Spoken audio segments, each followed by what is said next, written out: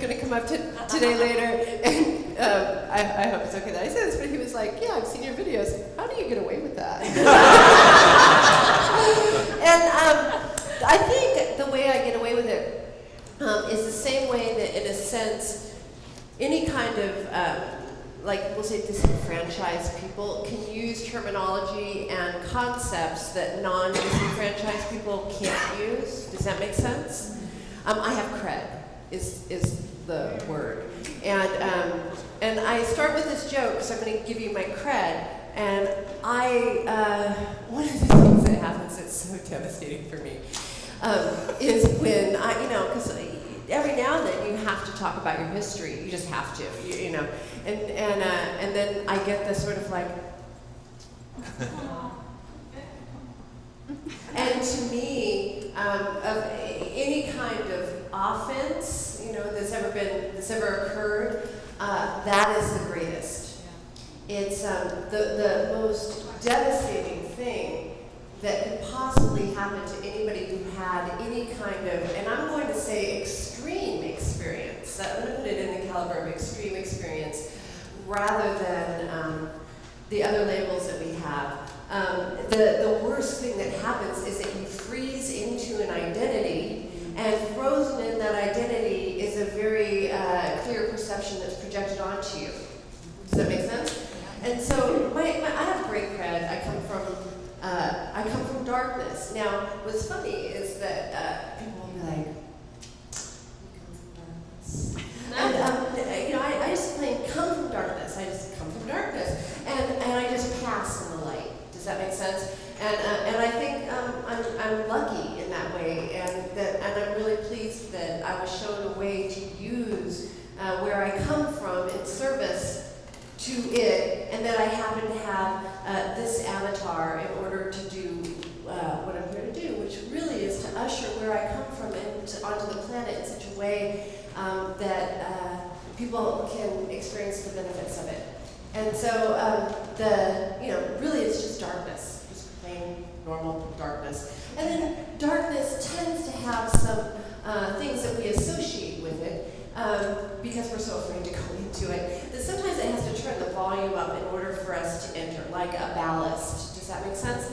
Like, often people only make it into darkness, we'll say, with an addiction, right? And that's a strong enough or heavy enough ballast to bring you down into the darkness. And down in the darkness, my experience is, finally you get to have the experience of surrender. Surrender is what occurs at the bottom of darkness. And then that's when you get to have that visceral experience of benevolent aid coming in and ushering you in.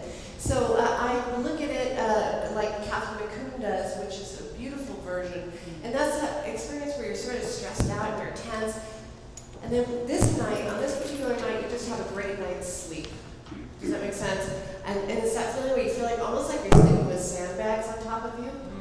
Like, something really deep gets nourished. And then you come through, and whatever that is has digested. This drives me crazy. And whatever it is has digested, and then you come through a changed person. And really, in my experience, that's what darkness does, is it nourishes and heals in an unbelievably beautiful way. Now, some of the signifiers of darkness tend to be a kind of chaos, and we associate the chaos with darkness itself. My experience is that when you're actually in alignment with chaos, it's not, and with darkness, it's not chaotic at all. It's actually awesome. The chaos happens when your artificial life creations, according to your ideas and ideals, come into conflict with your darkness or your nature.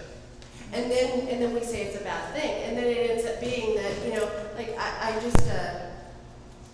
don't know where I said this, in some place. But we look at these, I have a friend who's not even a friend. I have an acquaintance who's a spiritual leader. And he was going to be like the new feminist and powerful Kabbalistic practices, and he's on Facebook everywhere. And he fucked a porn star. And he's supposed to be like Mr. Monogamy with a child.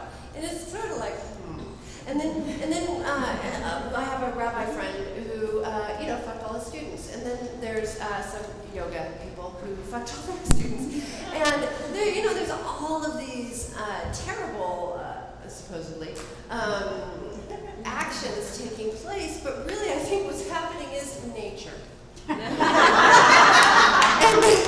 maybe that's our other shirt, nature happens. And instead of saying like, wow, these artificial constructs kind of suck ass, and even the most exalted people in our culture cannot abide by them, maybe we should look at the laws we've created.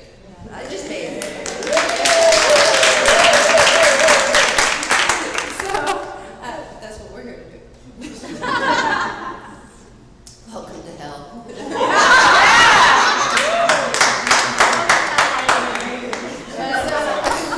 So on the way here, I was thinking of a new term. You know how there's like evolutionary biologist? I think I'm an evolutionary orgasmalist. Or I was like evolutionary spiritualist, and then I thought, no, it's not spiritualist, because really for me what orgasm is the intersection between the spiritual and the material. And that would much more be what I am. But when I look at things, I look at them here's another thing that I think is a huge crime. Most of us live in the outcome. And then we're at the mercy of the outcome because we don't know how to follow the thread back through to the source to see the cause. Does that make sense? We live in the condition, but not the cause.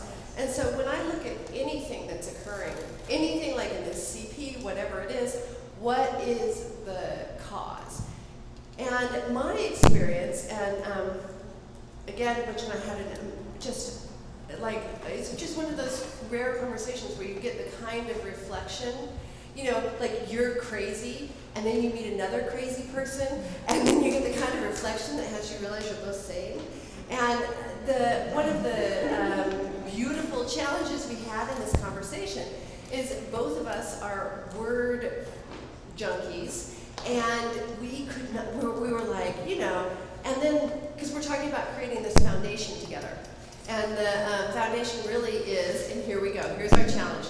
The foundation is to offer, is it reconciliation, reparations, amends? And then between and for, is it victims and perpetrators? That's a terrible term. Because,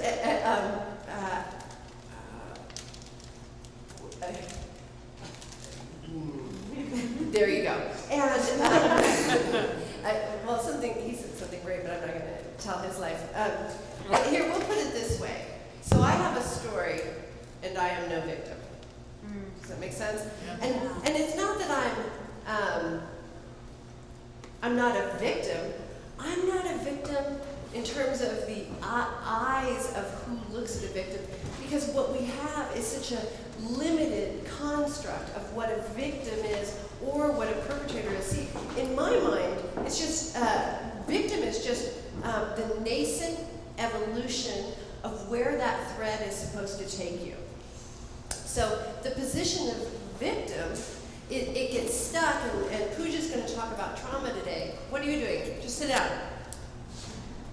There's two messes. Pooja's going to talk about trauma today, and really the Peter Levine notion of trauma, which I love. It's you're going to throw a ball, the throw is incomplete, it gets stuck in your system. And then this becomes identity. Really all identity is stuck. That's all it is. Because normally it's just like a river, it just keeps going. But as soon as you say, I am that, which is the exercise we did, that's really just a stuck piece of crap.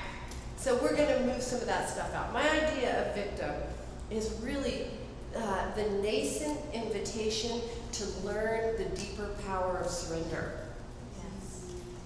Isn't that nice? That's good. That one landed. My idea of perpetrator is the nascent expression of learning how to heal others. One is in agency, one is in reception. What's nascent to me? Young. It's just young. Yeah. Embryonic. Thank you. Pardon? Like embryonic. Embryonic. And the most beautiful example happened in this room yesterday when you said there was a place where your group had been, we'll say, perpetrators. And what you said, I thought, so just beautifully, you knocked me on my socks. I thought about it. It was in my fear inventory, and it was just so beautiful when you said, I just want to love so much. And my experience is that when you get to the root of what's called a perpetrator, that's what exists there. It's this unbearable desire to love through all of the terribly, terribly inaccurate methods that they've been given. Does that make sense?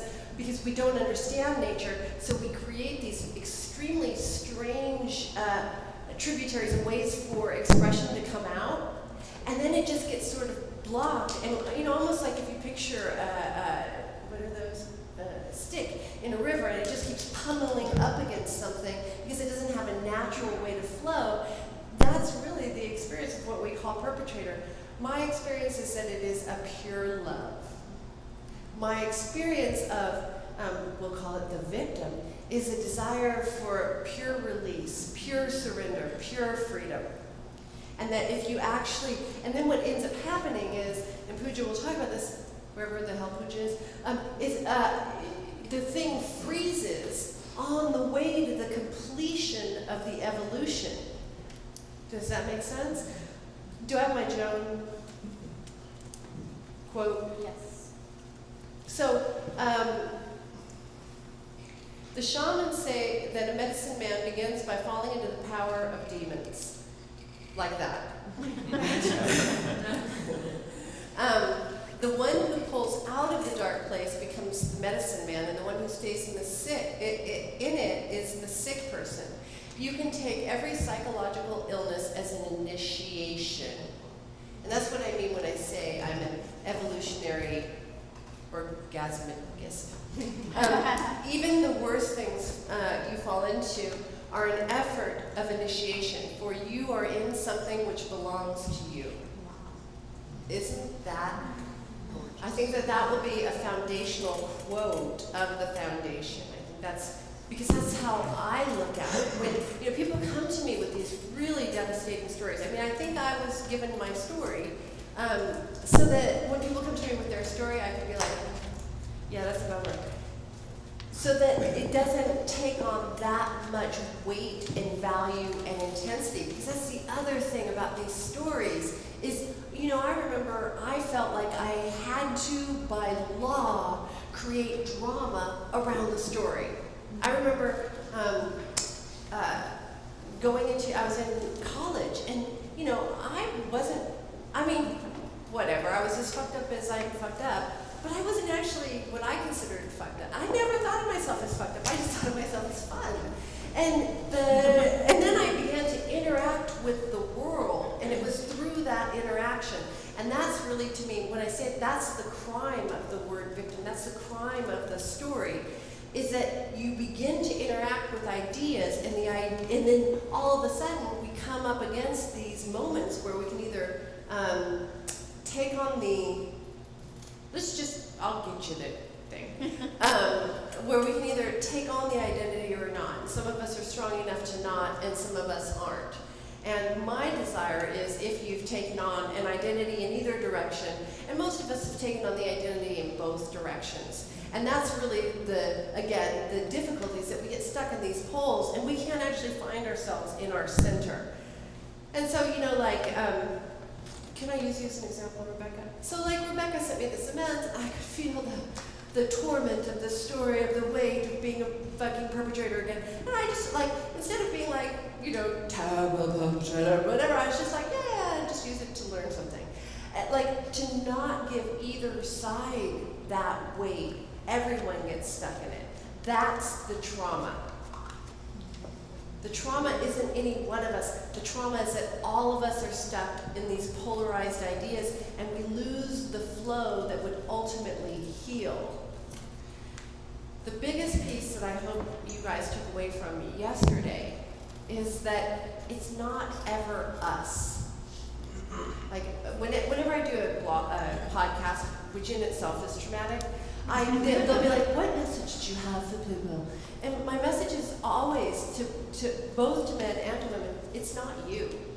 Like, this fucked up thing, like, that you can't figure out around, like, your orgasm or, really, well, I'm gonna say food, too, because who could figure out food? Yeah, it's just crazy. Like, these things that you can't figure out, like, it's not you that you can't figure it out. It's in fact the system of cross wires that have such mixed messages. Around the time of the Iraqi war, I was in a political communications class, and we just looked at headlines. That's all we did. And one day it was like, we're the keepers of peace in the universe. And then the next day was, we are evil and have killed many people. And they just kept having these conflicting headlines. What that does is create learned helplessness that has your consciousness numb out, and then you're just movable.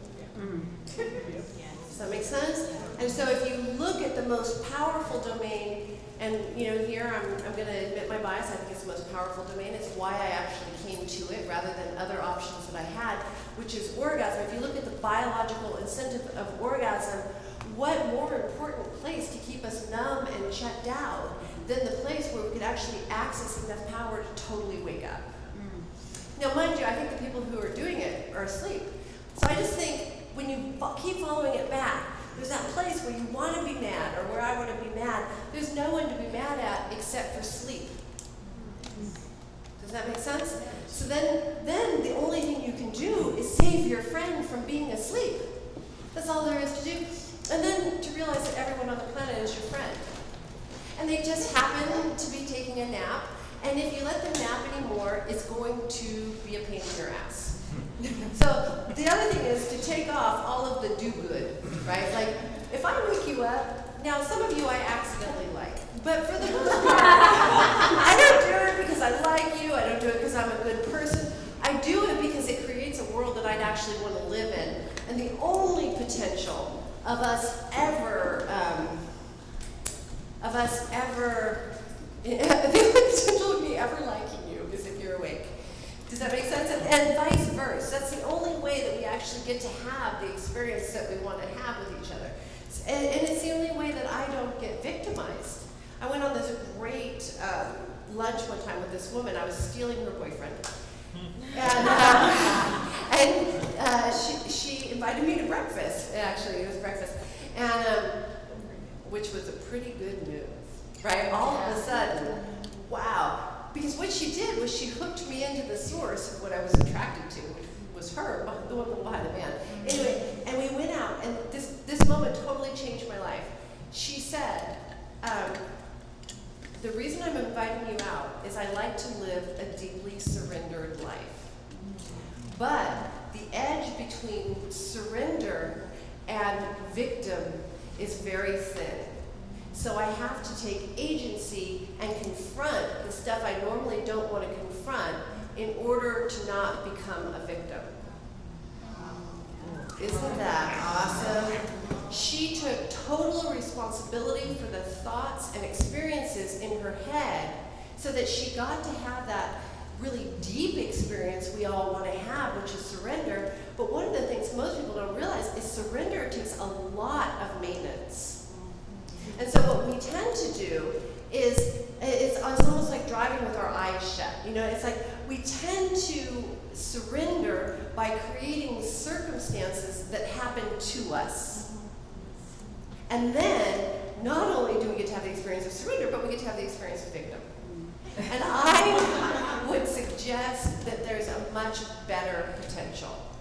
That when each of us begins to actually fully claim both that deep desire to surrender and that deep desire to penetrate, the daemon and the angel both, when we claim and integrate that fully into our own bodies, it doesn't have to happen to us. Does that make sense? Like I was talking to all these women, I did a women's group, and they were like, oh, I'm so scared to turn on because all of those terrible men will rape me. And I said, if you want to know the real way to deflect rape, it's to turn on 100%. Because then there's nothing to rape.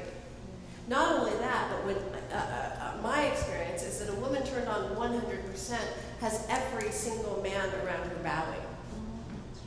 Like, you know, if I was, who was I? Oh, I was talking to Kim and Nia about this yesterday. Like, I can go out on the street and I can just be like the Pied Piper with like a whole, I'd be like, oh my God, I can't believe all these men are so attractive, Or I can go out on the street and I can just be like totally 100% cloaked and invisible. That's the power we have. The problem with the victim story, for me, is that it takes away your power. Does that make sense? Yes. That kind, and collusion is a really sorry, what's the word? Replacement for the experience of full-blown power. Does that make sense? Like, that experience of all of your sisters saying to you, oh my God, let's do a potluck for you, sister. You're broken. That, if it worked, if it actually felt good, it's just an empty calorie. Because you can't get enough of it. You can't get enough of it because the sensation that you're seeking is real power. That's the reason these things happen, is to drive us to find our power, not to freeze and comfort ourselves in hell, and comfort each other. And I would say that the most cruel thing, and here I'm going to say women, but I've actually, as our culture shifts, I've seen some men do this terrible thing too. The most terrible thing is that we can do to each other is collude with each other's inadequacy. Right? It's that place where it's like, wow, you are so broken. And I am a little bit less broken, so I have this slightly superior position, and I can help you. And just the addictive cycle of that is devastating to me. It's devastating and I'm going to say women, but I have to say, men, you have adopted some terrible things from us, and this is one of them. It's the place where this is shocking. We kill each other's turn on. We kill each other's power. You see a woman, Sarah starts to step into her power, and we kill her. And then you see a broken woman, and do you not see everyone in the room just rush to fix that thing? You're rushing to fix something that isn't broken, and your fixing is convincing the person that they are. Really, what you could do is take them out and complete the action. And by complete the action, I mean in that Peter Levine way, where you throw the ball, there's something stuck in there. That's all you're experiencing. If somebody has gas, do you need to comfort them all night? No, you just let the gas move through. The thing's just stuck. I think I'm going to say that at 10.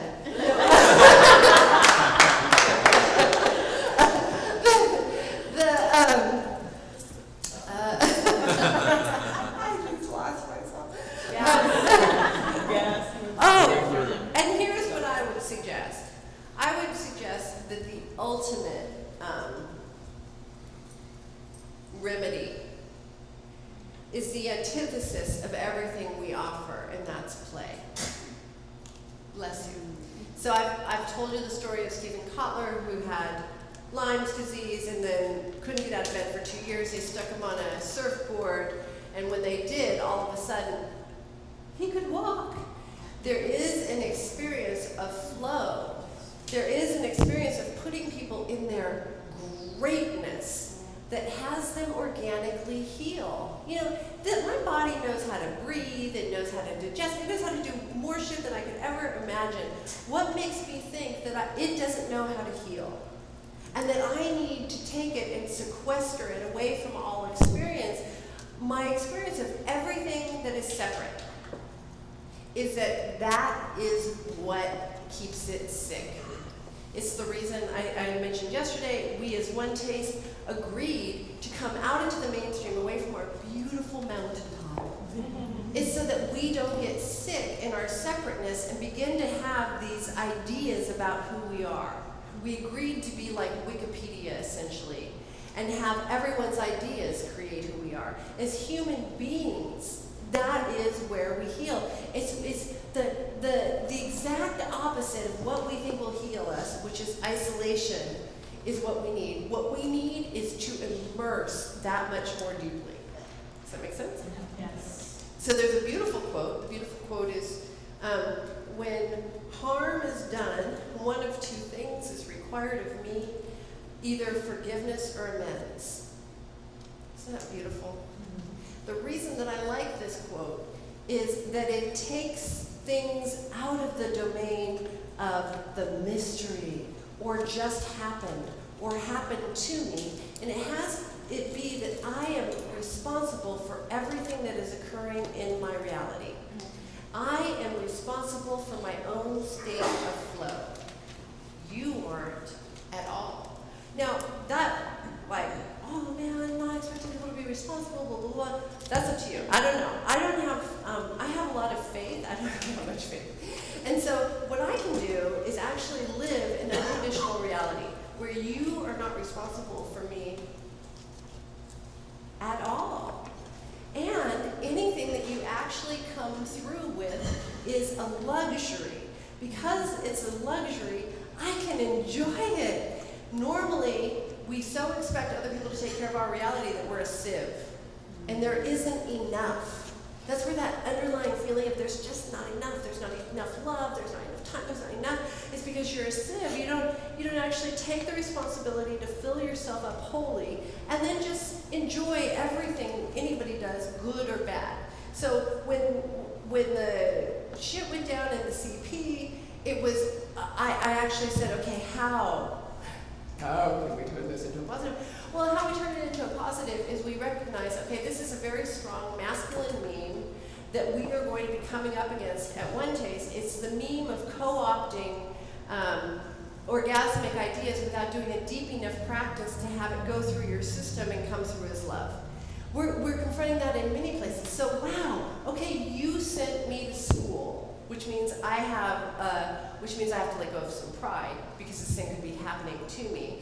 And really, in the victim position, to say that to your perpetrator, wow, thank you. You sent me to school. And then, as the perpetrator, to have the victim take away your power and to not do that, you know, the hit that you get when you punish somebody, to not have them respond that way, we just begin to absorb those different things, and that's where we get into flow. Does that make sense? Yeah.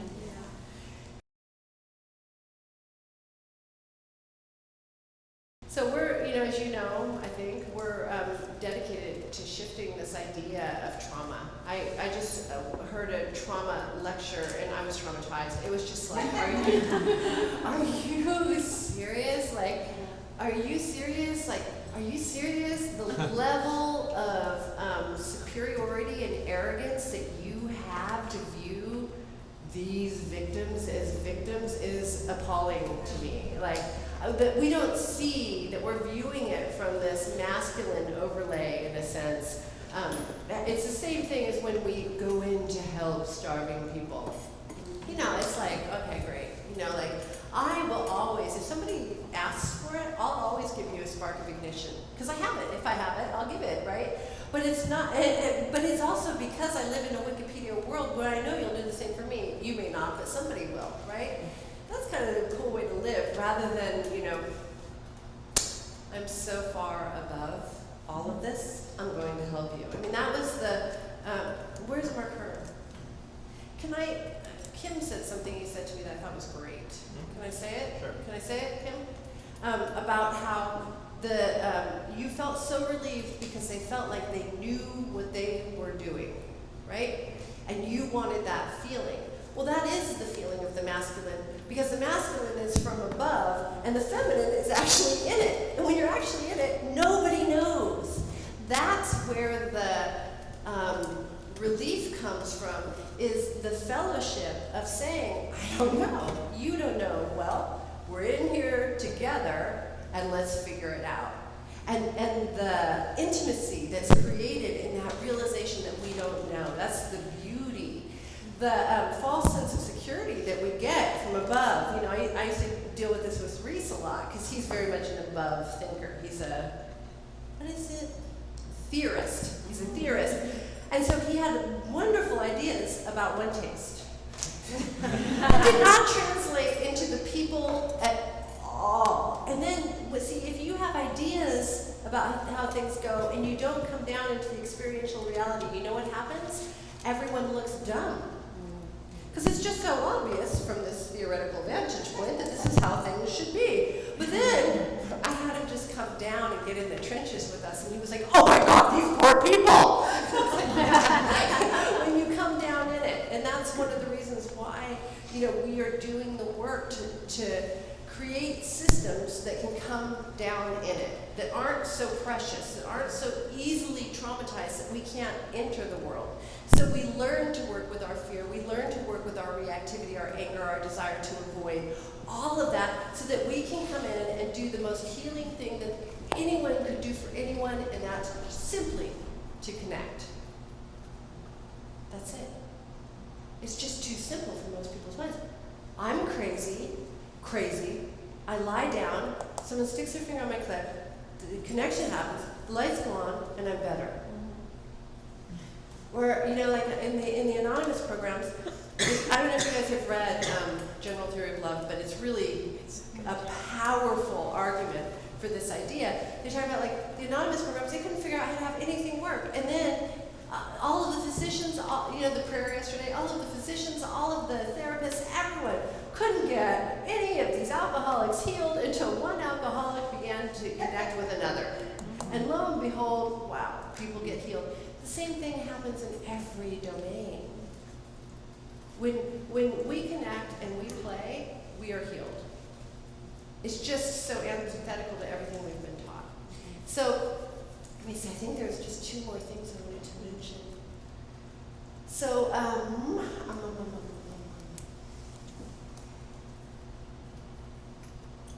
I think I've told you guys the story of the guy cleaning his garage. And he decides he's going to clean his garage, and he goes out to his garage is a mess. And he sits down and he's like, maybe I won't. And then he's like, no, okay, I won't. Then he sits there some more and he's like looking at the garage, it's a terrible mess. And then he's like, and the pressure is beginning to mount inside of him until his wife walks by. And when she walks by, she says something to the effect of, hey honey, how's it going? And he says, see, you're always pressuring me.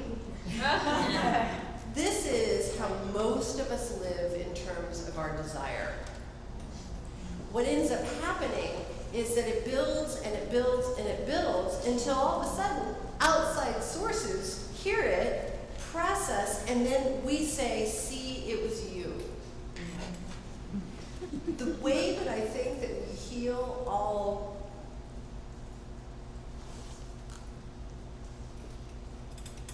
polarizations, there we go.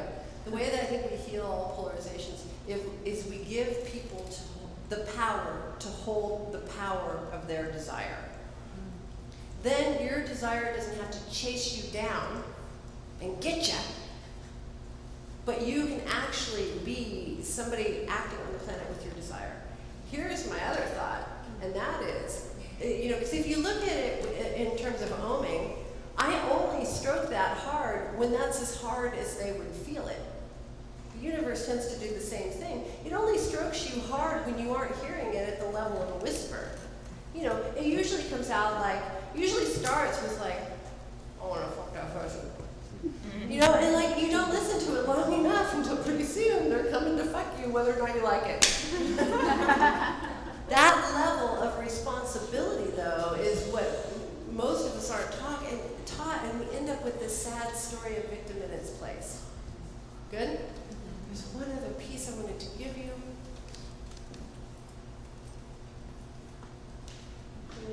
Is there anything out there right now? Before I think of the one other piece? This is just, isn't this the happiest victim story you'll ever see? Go ahead. So here's the thing that happens, really. See, I think we talk about, hello, new friends. I'm not singing crazy. Anyway, usually there's a, what's the word? Lead in to this crazy. But, so here's the deal. Here's what I think. We talk about women's liberation, right? And my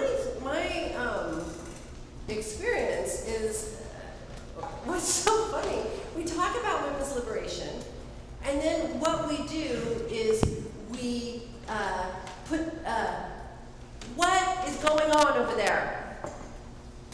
Then what we do is we decorate our bondage. And does that make sense? So we have like all of this bondage around like being nice. So we're told to be nicer. That's like part of our women's. There's all of this crazy shit, and it's just a more extreme version. So what happens is we found a system that didn't work. So our solution is to do that system bigger and more. And I would say that when we're talking about women's liberation, so then what you end up hearing is all of this fucking crazy shit about sacred and spiritual and woman, which to me is so profoundly redundant. So the cure for a woman who does not have a beast is not more spirituality. Is not the spirituality that's squeezing the beast out of the woman. Does that make sense? The cure is to titrate in and give that woman's beast more permission. Right? So what I end up seeing is women just getting freaking nicer and nicer and nicer and crazier and crazier and crazier, and we just learn better and better methods to pretend. The same way men learn better and better methods to pretend. What the fuck ever? Like, anyway. My beast is free. So that's piece number one. Then piece number two, though, is that what both are looking for is calibration. You need calibration in both. And see, fundamentally, the argument has nothing to do with what's going on out here. It has to do with what's going on in here. And to the extent that you reject your beast as a woman, your beast will happen to you out here. That's the story of the garage. To the extent that you reject your angels will happen out here and come in and constrict you. Does that make sense? So what my suggestion would be is to bring the calibration internally. And there are times, I think it was yesterday maybe, where I just realized, like all of a sudden, I have felt like I was going to cry. I finally did do okay. But I felt like I was going to cry since this whole thing happened. Like it was just like in there. But I've had to function. So I just kind of like kept it in there. And yesterday I really felt like I was going to cry. And I went in and I could just feel my beast, like it wanted to come out and handle shit. And I was like, no, that might not be a good idea. And I could just feel it just cry. It was just so sad. And I was like, I will not abandon you again. I'm giving you some time to just play. We'll figure it out. And then I could just feel like the joy. It's all in here, it's not out here. This is a reflection. And this is the place where we look for big solutions. And the big solution is calibration. And so I'm just going to deconstruct this really quick, and then you can finish your sentence. How's that? So what operates in this domain that you're talking about is pride and shame. Either the pride and arrogance of thinking that you can do something to somebody else.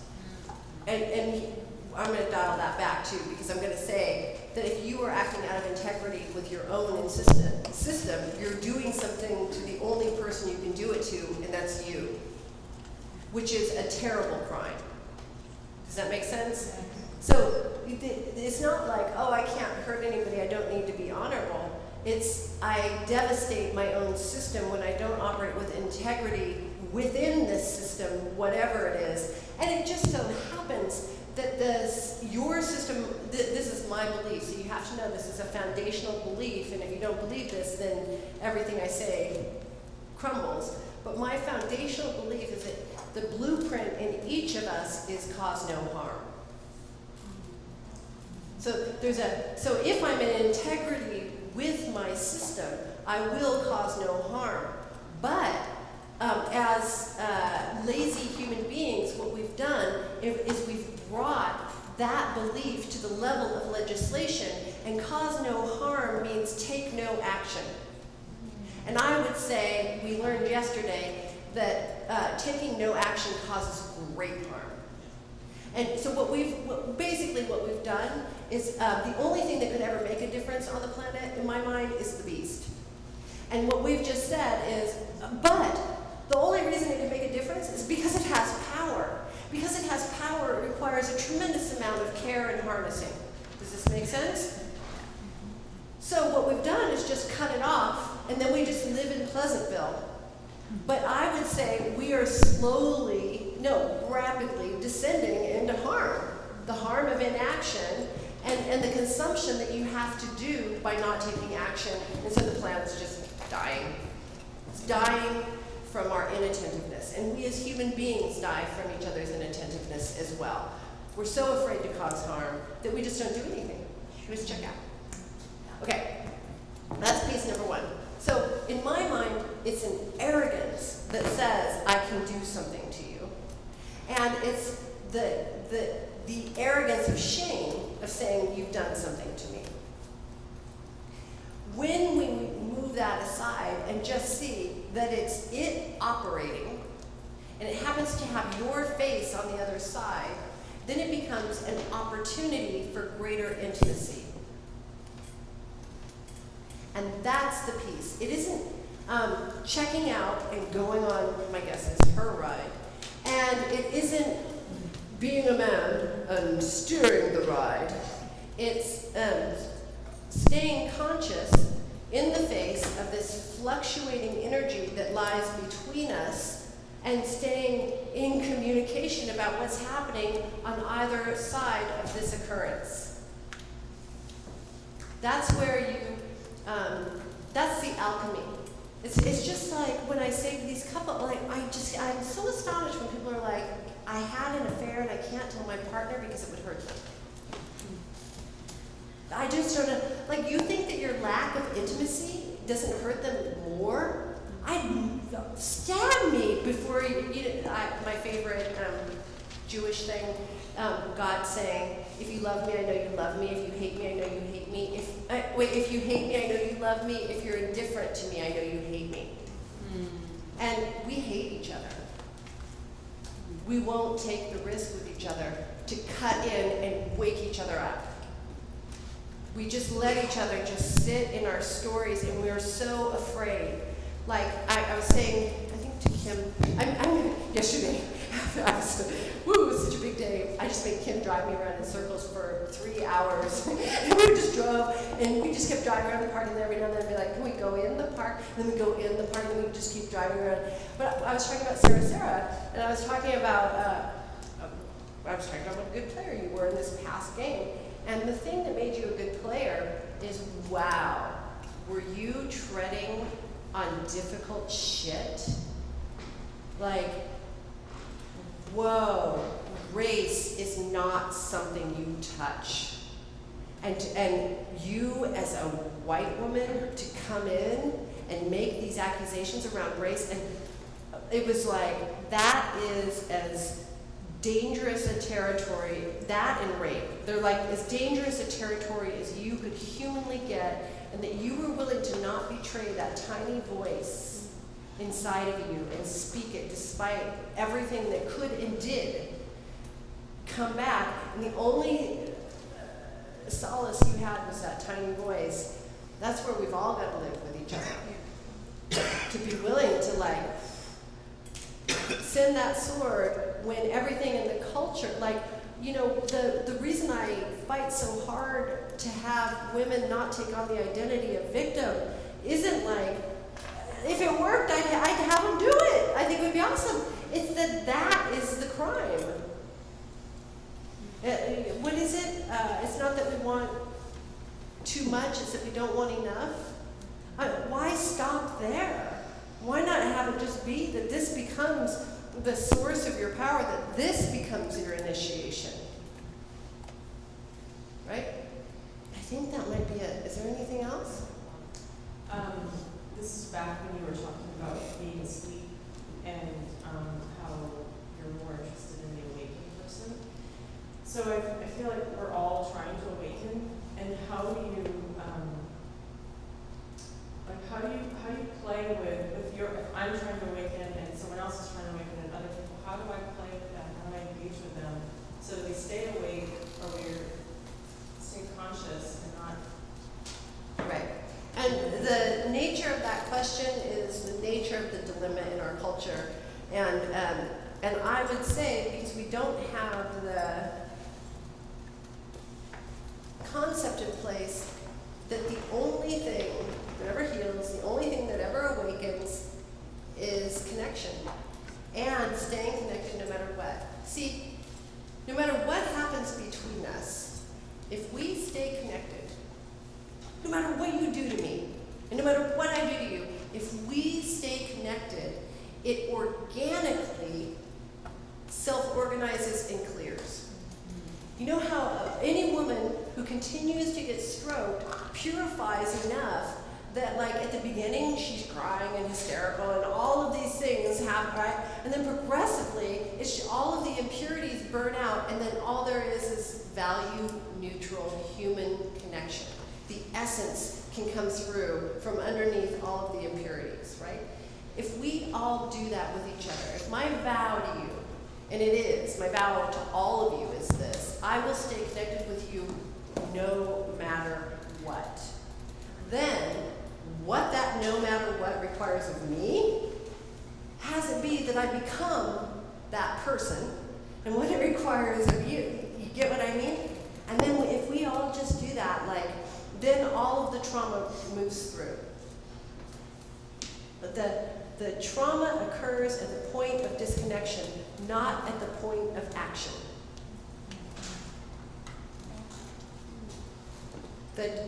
What we call trauma was something trying to change us that we withdrew from. Good? And what builds up on top of that is resentment. You necessarily have to make a case against the thing because you withdrew from it. We can't say, I didn't have the conscious capacity to remain connected. We have to say, that thing was so wrong that I had to disconnect. Yeah? Anybody else? Right. So there's two things. One is, where's Jordan? Jordan. We have I would say profound misunderstanding of the difference between amends and punishment. Punishment scratches that itch of that person is finally feeling the pain I felt. On your side, so if somebody lies to me, and I feel that pinch, it's a terrible pinch, isn't it? The amends on my side, there's a few things. The first is,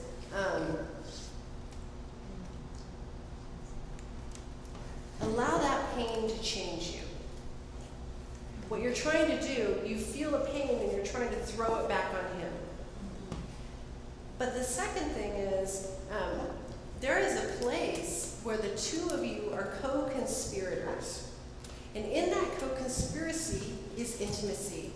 Like, it's either co-conspirators for each other's sleep or co-conspirators for intimacy.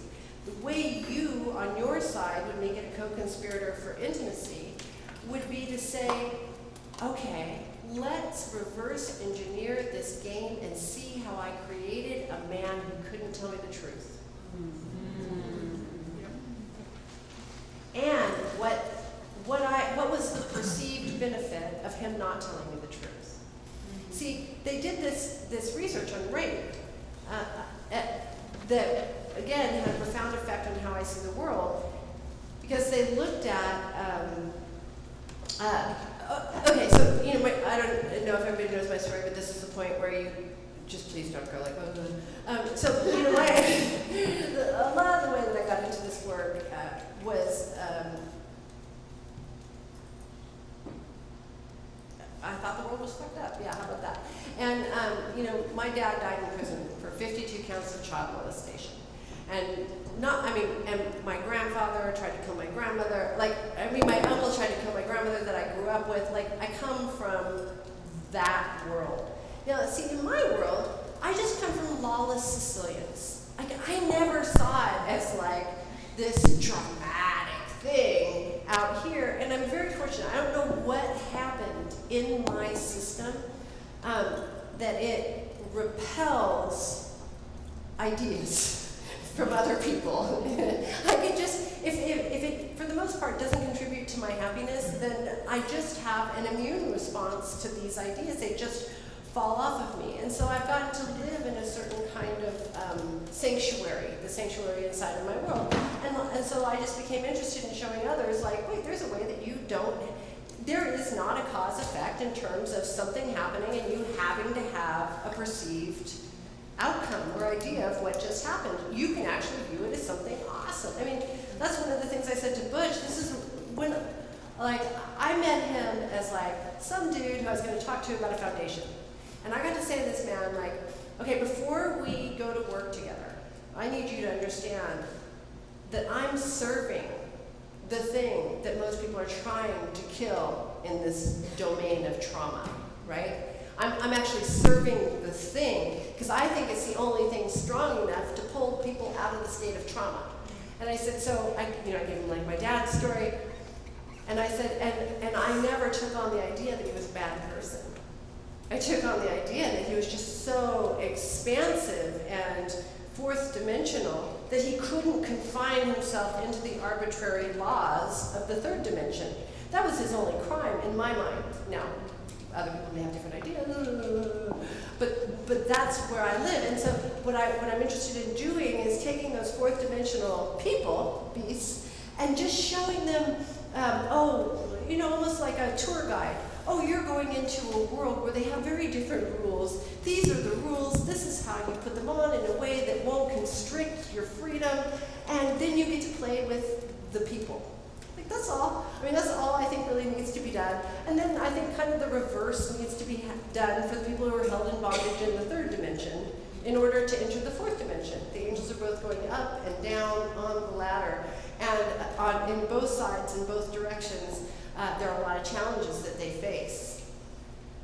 So, that being said, I can feel in your voice a certain constriction around ideas, and then the ideas mean something to you. And here's where you are violating him. This is where you're violating your partner. This is where you're violating the only thing I abide by, which is free will. And that is that you are having, and this is why I think our ideas of love are fucked up in this culture. You're having your ideas be more important than the human being who's across from you.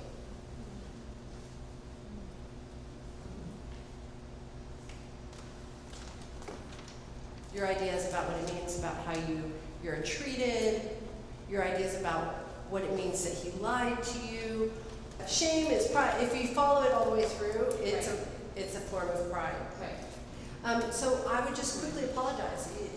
Apologizing, the burn you feel. See, everybody thinks apologizing is weak. The burn you feel is the heat burning the shit off that's getting you free. Does that make sense? Which doesn't mean I apologize to people to death either. So, oh my God, I have people just coming up with it. They're like, I'm sorry. I'm like, what are you sorry for? I don't know. And so don't do that. Make it very specific and good apology. And then repeat cycle. And get in deeper. That's you're, in a sense, in my mind, you're in hell because you're in the breakers. And they're, like, you're halfway in, halfway out. That's where all of the, yeah, swim deeper. You're ready to swim deeper. And then the last thing I would do is I would begin to look at my compensations. I was just saying, I don't know who it was, one of these people who I drive with. Those are the only people I seem to talk to. Anyway, and you. But I was just saying, I hate going to meetings with people. Like, I had to go to a meeting, and I hate it. And I was like, I wonder if every single person on the planet, when they have a meeting, dreads it for 3 hours prior, and they'll be like, oh, look at it's sunshiny and beautiful. Oh, but I have that meeting in 2 hours. So that's how my mind works. I hate it. I am an introvert of introverts. Like, I hate it. And so for the longest time, I bribed myself with sugar in order to go. I would be like, you could go to this meeting if you, and you could go to Keiko. They have these great cupcakes. After you could go to Keiko after. I'd be like, okay. And then, because I was like, how do people go to meetings? I was like, oh, well, most people get to drink a glass of wine, and I don't drink. And so I was like, oh, yeah. Because I can imagine, like, there's a meeting, and I imagine that there's a glass of wine there, and I could just fall in love with my wine and nod at the person across from me. And I could do that. But now, I've moved all of my compensations at this point out. I can't think of any. If there's any more, I don't know what I'm going to do. And so I've let go of this compensation of sugar. And I really don't want to go to meetings now. But my experience is that when I let go of the compensation of wine, I hated it more, and then I hated it less. The same thing is happening with sugar and all of these different things. I'm feeling more, and it's naturally self-resolving. So those places where I have resistance that I compensate, I'm taking the compensations away. That is ultimately my biggest suggestion for you. Every time you take a compensation of any kind, you are communicating to your system that it is incapable of handling reality.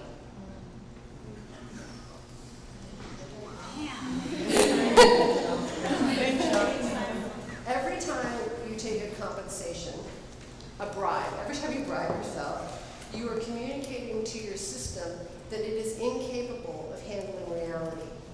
You are the warden that's reinforcing that idea. Nobody out here is doing it anymore. Good? And then there's one last one. The thing that you're feeling, see, we are just as capable. We can do it all ourselves. It's just part of the fun is to have those people who like to do it, and those people who don't. And then I get to do my side deeper, and you get to do your side deeper. But if you were coming with the fallacy that I couldn't, that's where the piss off happens. And we feel it every time. I feel it every time somebody uses a demeaning voice with me. And that demeaning voice is the cultural sexism of the masculine dismissing the power of the feminine surrender. As soon as you realize that their practice is just as valuable as your practice, they will surrender even more deeply to you. I just can't surrender to somebody who thinks I'm dumb, because that means they're dumb.